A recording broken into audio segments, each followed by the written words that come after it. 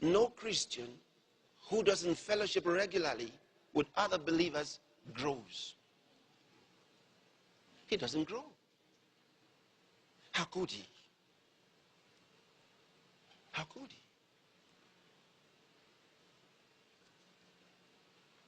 Now, sometimes there are people who get offended in the church. Like you might even be here now. You're happy to be here, but then when it comes to going back to church, you don't want to go to church. Say, I don't mind to go to the meeting to listen to Pastor Chris, but I'm not going to church. Something is wrong. And I want to talk to you. Something is wrong. You are allowing the devil to take advantage of you. And you've got to refuse to let the enemy dominate you. Go to church.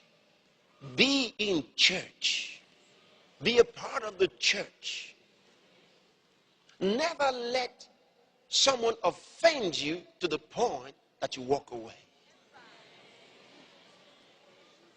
You know, some people did the same thing at home. They said dad spoke to them roughly and they went away, never came back. Mom spoke to them roughly, they went away, never came back. And they have used the same attitude to come into the house of God. Nobody talks to them. Nobody. They do what they want. They're not used to being told what to do. When you come to Christ, you learn to be told what to do. Because, you see, you don't get salvation until you make Jesus the Lord of your life. You probably never had a Lord consciously before. But when you come to Jesus, he becomes the Lord, master of your life. Someone's taken over. You're no longer in charge of your life. You got to understand it. You're no longer in charge of your life. Somebody has taken over. His name is Jesus. And this Jesus has a structure in his church. He says, I will build my church and the gates of hell shall not prevail against it. And he set some in the church. First, apostles. Secondly, prophets. Thirdly, teachers. After that, miracles, gifts of healings, and so on and so forth. So he set the order in the church. See? So we follow the order. Because he's the Lord. He's the Lord. And that's one of the things, that's one of the ways you know that you're growing.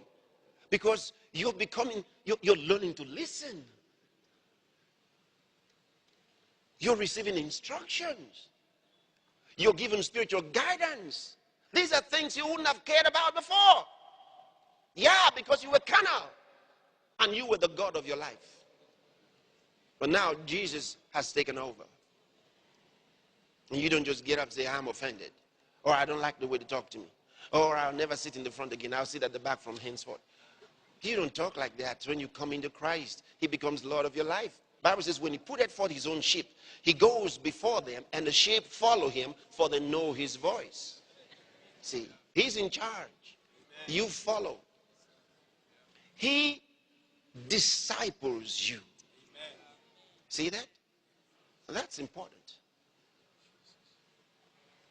So when we lead people to Christ, we disciple them. That's the way it ought to be. That's the way it ought to be.